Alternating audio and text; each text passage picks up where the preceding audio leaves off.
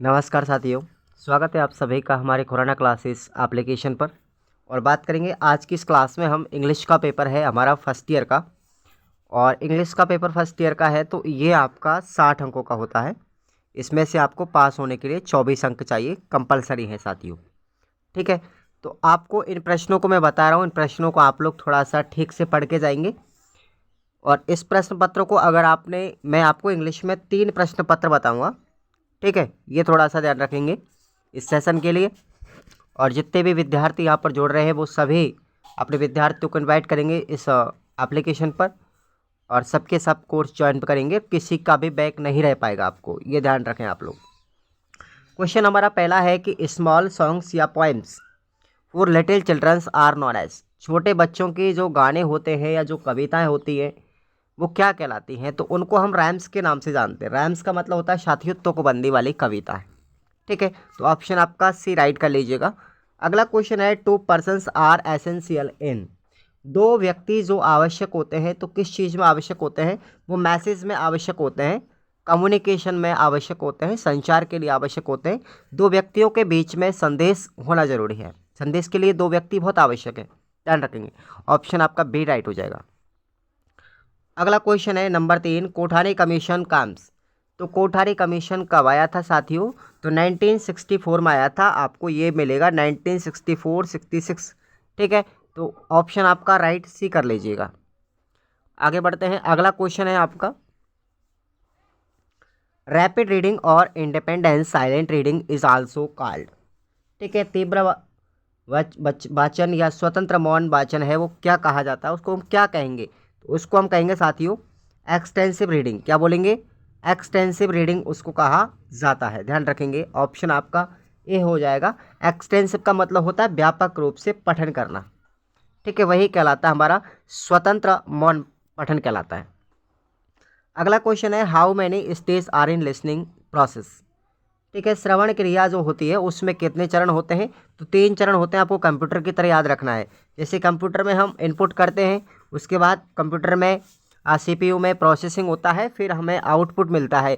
तो ऐसे ही श्रवण की जो प्रक्रिया होती है उसमें भी 3 चरण होते हैं, इनपुट, प्रोसेस और तीसरा होता है आउटपुट। पहले हम सुनते हैं, फिर विचार करते हैं, प्रोसेस होगा, और तीसरा फिर हम उसको बोलते हैं, तो ये आउटपुट है। नेक्स्ट हमारा क्वेश्चन है number 6, what is skimming. Skimming क्या है? तो स्किमिंग क्या होती है?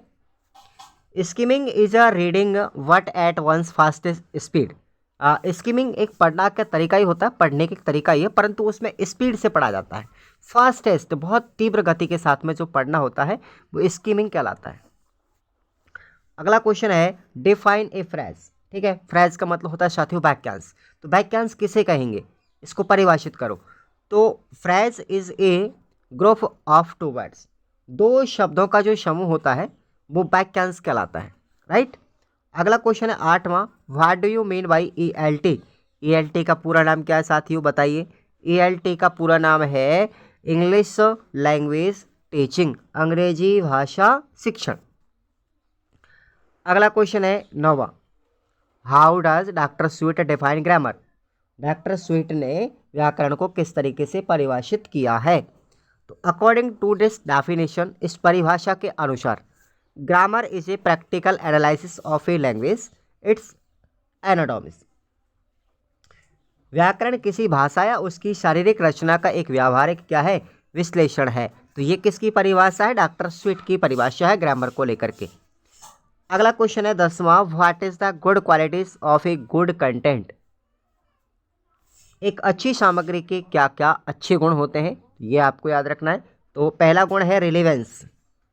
ठीक है भाई, रिलेवेंस पहला गुण है, यानी कि प्रासंगिकता होनी चाहिए, क्लियरिटी यानी स्पष्टता होनी चाहिए, ओरिजिनलिटी यानी मौलिकता भी होनी चाहिए, और लॉजिक्स उसमें होनी चाहिए, यानी कि तर्क भी होने चाहिए। तो ये आपके अपन के गुड कंटेंट जो होता है, एक अच्छी सामग्री होती है, उसकी अच्छी विशेषता है कि उसमें प्रासंगिकता हो, स्पष्टता हो, मौलिकता हो और तर्क भी होने चाहिए, राइट। क्वेश्चन हमारा 11वां है, what is the another name of match sticks figure. जो हमारी माचिस की तीलियां होती है उसकी आकृति को हम क्या कहेंगे, उनका दूसरा नाम क्या है? तो हम माचिस की जो तीलियां आपने देखी होंगी वो पिन हेड फिगर की आकृति में होती है। कैसी होती है? पिन हेड आकृति में होती हैं। ओके, नेक्स्ट है what is the advantage of CCE, यानी कि सीसीई का क्या फ़ायदा है, क्या क्या इसके लाभ हैं। तो भाई individually difference can be identified, व्यक्तिगत मतभेदों की पहचान किससे की जाती है, सीसीई से की जाती है, यानी सतत व्यापक मूल्यांकन से। ये फ़ायदा है इसका सतत व्यापक मूल्यांकन का कि व्यक्तिगत मतभेदों की पहचान भी सीसीई के माध्यम से हो सकती है। नेक्स्ट हमारा क्वेश्चन है 13वां, देखेंगे the element of tripolar relationship are, त्रिध्रुवीय संबंध है उसके तत्व कौन कौन से हैं। तो त्रिध्रुवीय जो संबंध है उसके 3 तत्व आपको याद रखना है। पहला है ऑब्जेक्ट्स, ऑब्जेक्टिव का मतलब होता है उद्देश्य। दूसरा तत्व है लर्निंग एक्सपीरियंस, सीखने के अनुभव। और तीसरा है मूल्यांकन। ठीक है, ये आप लोगों ने बीएस ब्लूम साहब के पढ़े होंगे। ठीक है, बीएस ब्लूम है ना, तो बीएस ब्लूम साहब के ये त्रिध्रुवीय रिलेशनशिप उन्होंने बताया था। अगला क्वेश्चन है number 14, what will you use to make flannel board. ठीक है, फ्लालेन बोर्ड जो है वो क्या है भाई, बताओ। फ्लालेन बोर्ड बनाने के लिए किसका उपयोग किया जाता है। ठीक है, तो फ्लालेन क्लॉथ का, यानी जो फ्लालेन कपड़ा होता है ना, उसका उपयोग किया जाता है फ्लालेन बोर्ड बनाने के लिए।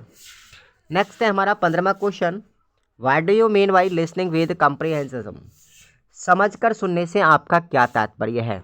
कम्प्रीहेंसेशन का मतलब होता है समझ करके, अवबोध सहित। ठीक है, तो बाई लिसनिंग विद कम्प्रीहेंसेशन, समझ करके सुनने से आपका क्या तात्पर्य है, किससे कहेंगे। आंसर होगा language is an arbitrary system of sound, भाषा ध्वनि की एक मनमानी प्रणाली है। Which is used by human being for communication and expressions of thought and feeling, जो जिसका उपयोग मनुष्य के द्वारा विचारों और भावनाओं के संचार और अभिव्यक्ति के लिए किया जाता है। There are 2 aspects of language, भाषा के 2 पहलू होते हैं। पहला है हमारा ओरल यानी मौखिक, और दूसरा है रिटन। तो भाषा के 2 पहलू याद रखने, एक तो होता है ओरल यानी मौखिक होता है, दूसरा होता है हमारा लिखित रूप। The oral aspect is important for us to pronounce the language correctly, भाषा का जो सही उच्चारण करने के लिए हमारा मौखिक जो पहलू है, ओरल एस्पेक्ट है, वो इम्पोर्टेंट है। Right aspect is called script, जो हमारा लिखित पहलू होता है वो लिपि कहा जाता है। लेखन को हम क्या कहेंगे, लिपि भी कहा जाता है। अब आपको अथवा में क्वेश्चन याद रखना है साथियों, जो मैं आपको बता रहा हूँ ये पार्ट ए यूनिट 1 का क्वेश्चन है। What are the different type of listening. ठीक है, सुनने के विभिन्न प्रकार कौन कौन से हैं, उसकी व्याख्या आपको करनी है कि सुनने कितने प्रकार से हो सकता है। क्वेश्चन हम 16 पर आते हैं। जो आपको अथवा में प्रश्न बता रहा हूँ वो आप लोग अपनी सीरीज़ को खोलिएगा, वहाँ पे आप लोग पढ़ेंगे उसको, और इम्पोर्टेंट क्वेश्चन भी है वो। 16वां क्वेश्चन है what are the aims of teaching reading comprehension, पढ़ने की समझ सिखाने के उद्देश्य कौन कौन से हैं। तो पहले हम बात करेंगे नंबर 1 पर है to give practice of loud reading and silent reading, जोर से पढ़ने और मौन रहकर पढ़ने का हमें ये अभ्यास करवाता है। सेकेंड है to help the learner to enhance their vocabulary, शिक्षणार्थियों को उनकी शब्दावली बढ़ाने में मदद करता है।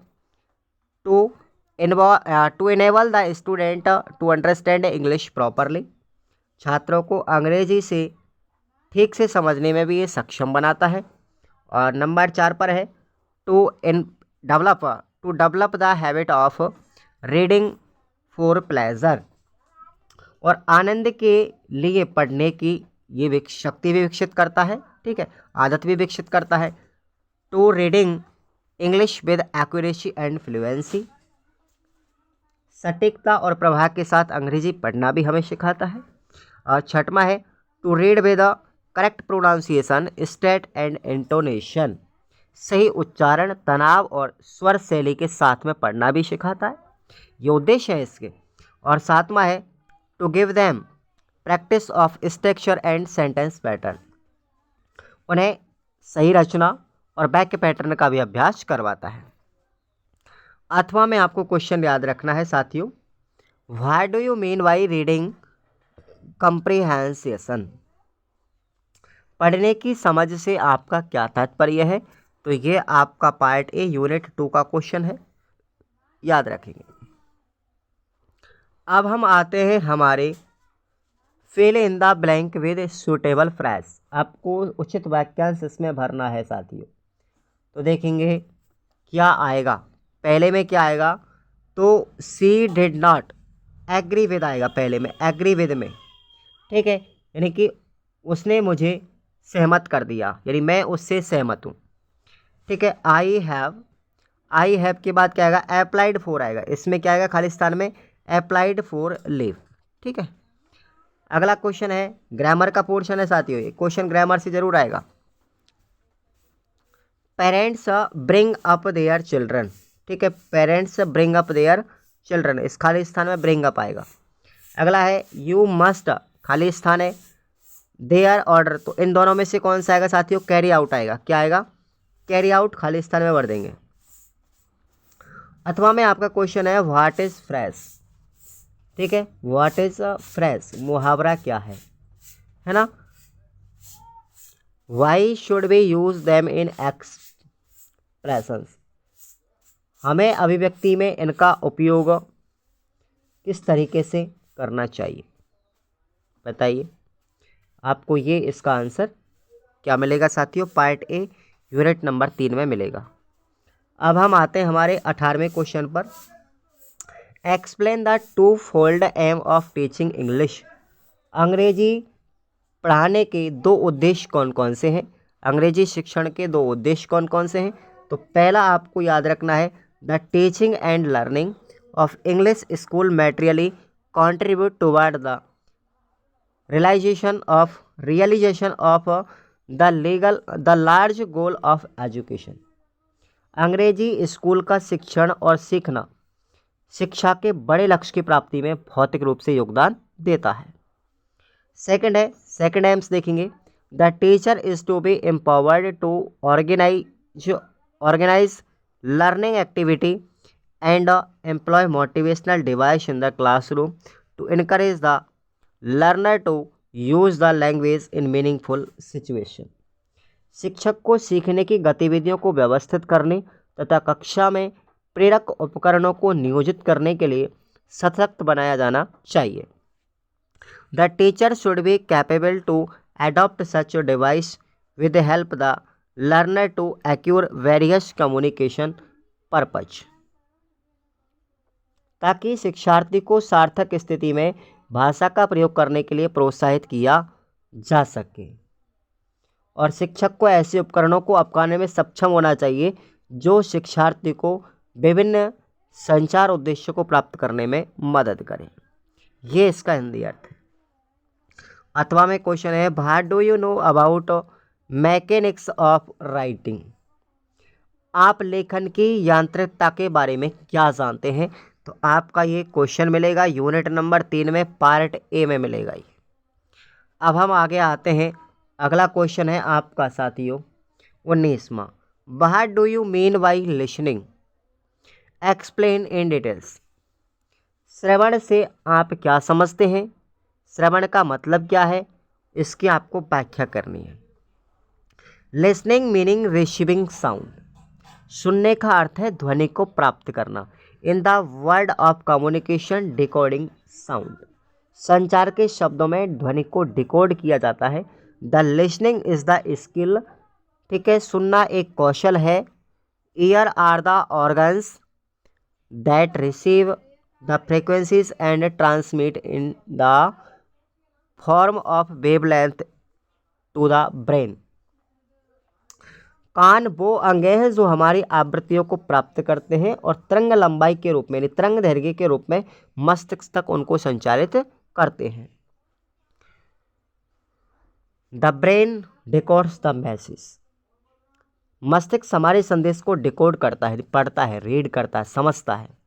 The ear must be enabled to receive the message, कानों को प्राप्त संदेश करने में सक्षम होना चाहिए। They are ready for receiving message, वे मालिश प्राप्त करने के लिए भी तैयार हैं, ठीक है, ध्यान रखना मैसेज है साथियों, वो संदेश प्राप्त करने के लिए भी तैयार हैं। आगे बात करते हैं अगला क्वेश्चन, सॉरी इसी में, दस लिसनिंग एंड हियरिंग ले द फाउंडेशन ऑफ लर्निंग। इस प्रकार से लर्निंग ए लैंग्वेज, इस प्रकार से सुनना और सुनाना किसी भाषा को सीखने की नींव रखता है। ठीक है, it is the ground work on the basis of which all another skill. जैसे एग्जाम्पल के लिए स्पीकिंग, यह ज़मीनी कार्य होता है जिसके आधार पर अन्य स्रोत जैसे अन्य कौशल भी है, बोलना आदि को भी आराम दिया जा सकता है। Language can we learn through listening and hearing the speech delivered by ऑर्डर। भाषा को दूसरों के द्वारा दिए गए भाषण को सुनने और सुनने से सीखा जा सकता है। अथवा में क्वेश्चन है आपका, देखिए, what activities should be organised for improving the skill of listening, give your suggestion also. सुनने के कौशल में सुधार करने के लिए कौन कौन सी गतिविधियां आयोजित की जानी चाहिए, आप अपने सुझाव दीजिएगा। हम आते हैं हमारे अगले क्वेश्चन 20वें पर। देखिए 20 क्वेश्चन है, what are the involve in reading comprehension. पढ़ने की समझ में क्या क्या चीज़ शामिल है, तो देखेंगे कौन कौन सी चीज़ें हैं। पहला नंबर वोकैबुलरी, शब्दावली शामिल होती है। ठीक है, the new word occurring in the lesson are taught to pupils at the practice stage. पाठ में आने वाले नए शब्दों को विद्यार्थियों को अभ्यास चरण में सिखाया जाता है। Reading reinforce the understanding of this word. पढ़ने में इन शब्दों की समझ मजबूत होती है। सेकंड है इसमें ग्रामेटिकल स्ट्रक्चर यानी व्याकरण की रचना।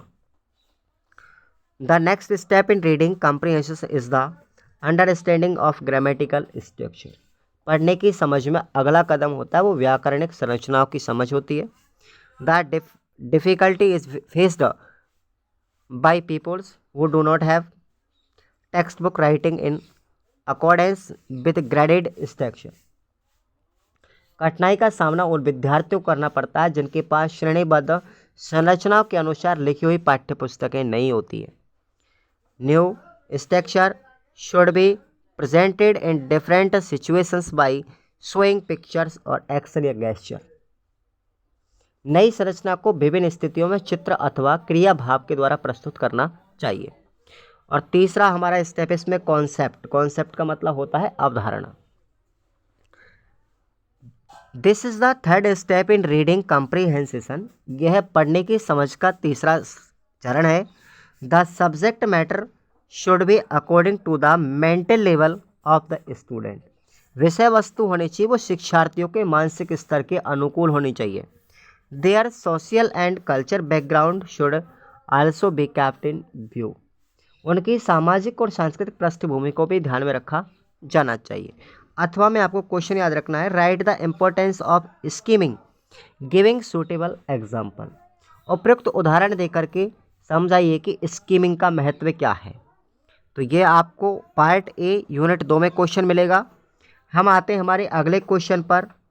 आपको एक लेटर दिया गया है, कैसे लिखना है, write a letter to the collector of your district complaining about the use of loud speaker during examination. आपकी परीक्षा के दिन चल रहे हैं, ठीक है, तो लाउड स्पीकर की प्रयोग, पड़ोस में आपके लाउड स्पीकर चल रहा है तो उसकी शिकायत आपको किसको लिखनी है, अपने जिला कलेक्टर को शिकायती पत्र एक लिखना है। तो कैसे लिखेंगे आप लोग उसको देखिएगा। सबसे पहले इस तरीके से फॉर्मेट बनाएंगे, द कलेक्टर गंगापुर सिटी नवंबर 6 दिसंबर 2023, जो भी आप लिखना है वो अपनी डेट डाल देंगे।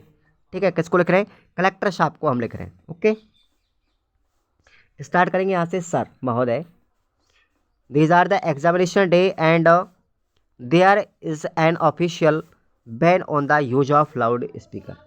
ये परीक्षा के दिन है और लाउड स्पीकर के इस्तेमाल पर आधिकारिक प्रतिबंध है। What in our locality, परंतु हमारे इलाके में there is a different is a frequent use of loud speakers in marriage and place of worship। परंतु क्या कि हमारे यहाँ इलाके में शादी ब्याह और पूजा स्थलों पर लाउड स्पीकर का इस्तेमाल करना आम बात है। ठीक है। इट डिस्टर्ब आवर स्टडीज, इससे हमारी पढ़ाई में बाधा उत्पन्न होती है, डिस्टर्ब करती है। Kindly instructs the station house officer of the local police station here to put a stop on the use of this loud speaker. कृपया यहाँ के स्थानीय पुलिस स्टेशन के स्टेशन हाउस अधिकारी को भी इस लाउड स्पीकर के उपयोग पर रोक लगाने के निर्देश दिए गए हैं। It would help us to achieve better result in the examination, इससे हमें परीक्षाओं के बेहतर परिणाम हासिल करने की मदद भी मिलेगी। विद रिगार्ड्स, यानी कि आपका सही स्नेही, आपका आभारी, योर फेथफुली, आपका विश्वासी मदन मोहन शर्मा। ठीक है भाई, जो भी आप लिखना चाहेंगे अपना नाम। अथवा में आपको क्वेश्चन याद रखना है साथियों, what are the linking word, ये आपका सेकेंड ईयर में भी है क्वेश्चन साथियों सेम। लिंकिंग वर्ड यानी संयोजक शब्द क्या है, एक्सप्लेन विद एग्जाम्पल, उदाहरण से ही समझाना है। पार्ट नंबर ए यूनिट 3 में क्वेश्चन मिलेगा, इंपॉर्टेंट भी है ये। अब अगला क्वेश्चन है आपका 23वां, what are the referential comprehension, संदर्भात्मक समझ से आप क्या समझते हैं। ठीक है, संदर्भात्मक समझ क्या है। क्वेश्चन का आंसर देखेंगे, the ability to recover factual information from a text by referring to the different part of the text, पाठ के विभिन्न भाग का संदर्भ देकर किसी पाठ के तथ्यात्मक जानकारी पुनर्प्राप्त करने की क्षमता ही क्या कहलाती है, रेफरेंशियल कॉम्प्रिहेंशन कहलाती है। So we can say the reading invent for comprehension with which mean understanding the meaning of word and relation between ideas. तो हम कह सकते हैं कि पढ़ना समझ के लिए है, जिसका अर्थ है शब्दों के अर्थ और विचारों के बीच संबंध को समझना। The main aim of teaching is to enable student to understand what they read, शिक्षण का मुख्य उद्देश्य कि छात्रों को यह समझने में सक्षम बनाना है कि वे क्या पढ़ते हैं। ठीक है, इसका अर्थ हो गया। अथवा में आपको क्वेश्चन याद रखना है, what do you mean by descriptive passage, वर्णनात्मक गद्यांश से आप क्या समझते हैं। ठीक है, तो ये आपका पार्ट ए यूनिट 2 में मिलेगा क्वेश्चन। तो इस तरीके से आपका ये पहला मॉडल पेपर होता है इंग्लिश को लेकर के। इसके बाद आपको दूसरा मॉडल पेपर मिलेगा, तीसरा मिलेगा, और इनसे आप लोग अपनी अच्छी तैयारी को कर पाएंगे, ना आपकी बैक लगेगी। बस एक लिखने का तरीका होना चाहिए आपके पास में। हिंदी आप लोगों को मैंने बताई है, तो आपको एक इंग्लिश ट्रांसलेशन करना आना चाहिए। और कॉपी में आप लोग देखो प्रश्न भी यहाँ से आएंगे, और आप लोग है ना कॉपी में नहीं लिख पाओगे, तो इसकी जिम्मेदारी आपकी खुद की बनती है साथियों को। आप लोगों को पढ़ना पड़ेगा उसके लिए, और अपने साथियों को ज़रूर बताएं। Thank you so much.